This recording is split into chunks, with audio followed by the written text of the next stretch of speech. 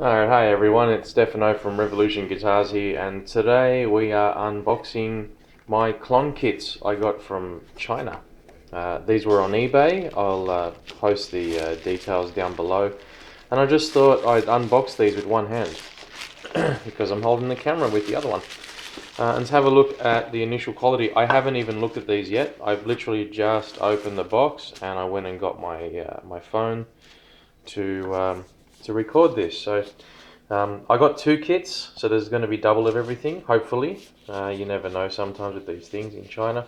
So I'm just going to undo this bag. You'll have to excuse this because I'm doing it with one hand. I'm going to take one of the boxes out just to have a look. It seems pretty solid. Just put the packaging over. These were packed really well in a nice thick cardboard box, which is good. All the components are down the bottom. I'll get those out in a second. But like I said, everything's double because I bought two kits. Let's have a look at the rest of this. Alright, so nice purple box. It's got quite a nice paint job to it. I don't know how well it's going to hold up gigging on a pedal board. You got your four screws there, so we can focus into those. There we go. Okay, nice shiny screws. Purple finish. It's got the Centaur on the front there. I haven't opened these yet. Like I said, I'm doing these with one hand, so I'll open the box later and we'll have a look at the insides while I'm going through the build process. So the pre-drilling looks quite nice. I'll see if I can get a close-up into there. Quite a smooth finish. They are round, that's good. You got your gain, your treble, and your output control for your pots. I guess that's for the LED, and that's for your foot control. There's another couple of holes here for your power, your input, and your output. Let's get that into focus if we can. Sorry about that, guys. There we go. So 9 volts, it's a negative center, so your standard plugs that work with all your Boss pedals and all that sort of stuff. Alright, let's put the box aside and have a look at some of the parts that come with this. So that was bubble wrapped, but no, it was bubble wrapped well, but it kind of all fell out, which kind of sucks. And we've got two kits here. So I assume these are both identical. There's only one way to find out, and that is going to be to build both of these kits. Alright, so again, undoing these with one hand, very challenging. And there we go. Alright, so I'm just going to spill this out onto the kitchen bench here, which is nice and clean at the moment. Not normally where I work from, but we'll have a look and see what we've got. Okay. Foot switch. I won't take that out of the packaging just yet, but it seems to be quality. It feels quite heavy, which is good. It's made out of metal. It's got the plastic washer there that's going to go on the outside of the box, of the enclosure. Looks like some surface mount pots. Now, they don't look too bad. I mean, you know, pot's a pot, but they're definitely not going to be CTS or anything special. That's 10K. I noticed if you look at the pins, they're slightly bent. It would have been nice if it maybe came with a piece of foam that was sunk into it. Rubber feet, that's a nice little touch. Not that I'll be using those because I'll be velcroing it to my board. What else we got? Whole pack of resistors. Now this is nice. He's gone to the trouble of actually marking what the value of each resistor is. That's quite good. So that's very appreciative, especially to someone who may or may not be too familiar with electronics and understand what all the color codes and all the lines are. Let's see if I can get that into focus for you guys. There we go. You can see all those resistors. I was about to say LEDs. Duh. They're resistors. They're not LEDs. They've all got different little lines on them, and each one of those lines gives the resistor a value. So he's gone and put the value on there. Okay, here's a stereo pot. Again, I don't know what all this is for yet because I've never built the kit before. The pins are almost straight. That one's a little bit bent. It's a shame. But it's little things like that that make a difference. And you know, bending electronics, especially when they're this small, can lead to failures later down the track. So that's quite nice that that's happened. Not really, I'm just exaggerating.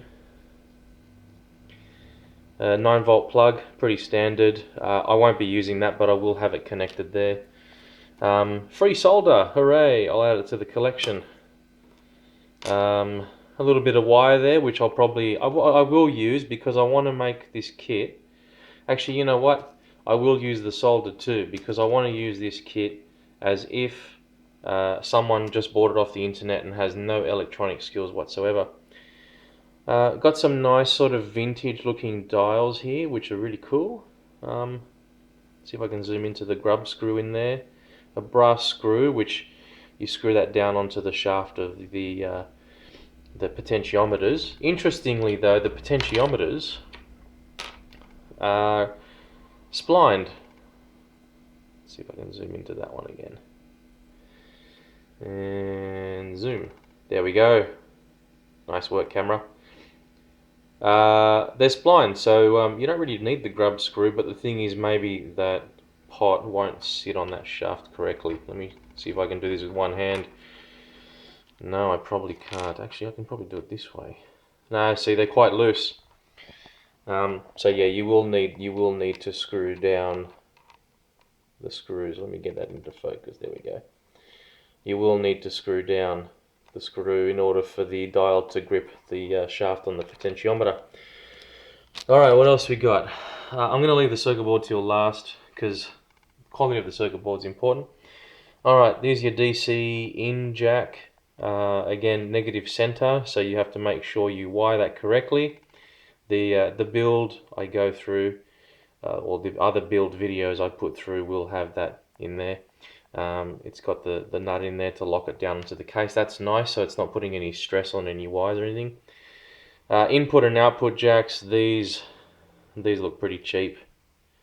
I will use these in the kit because I want to use the kit as is, but I'd probably replace these. They look decent on the inside. Let me look at that myself. Actually, I can't see anything through the camera. Yeah, look, they look decent, but they're not really. They're small, which is nice, but I'd probably change them with some Switchcraft stuff. The extra dials there. More bag. Yeah, speak English, dude. More bags. More parts. That's the word I'm looking for. Parts. Capacitors. Some nice shiny purple ones, whatever they are. I will look at those later in the build. IC sockets. That's nice because then you can change the IC. And you can also solder in the IC sockets onto the circuit board without destroying your chip. That's a nice touch. In fact, that's quite recommended if you're building any kits or any circuit board designs where you're using chips. Then IC sockets are the way to go because of that. There's the little LED in there. That's nice. It's got a little metal bezel. Once I open the packet, I'll be able to tell if it's metal or if it's Chinese chrome, i.e. plastic. A couple of different capacitors and stuff in here. Careful when you're putting these on because they're directional, most of them. There's a couple of them that aren't, these yellow ones. I won't go into specific names. The blue ones and this little orange one down here. This thing looks like a little drop. Okay, there's one down here too.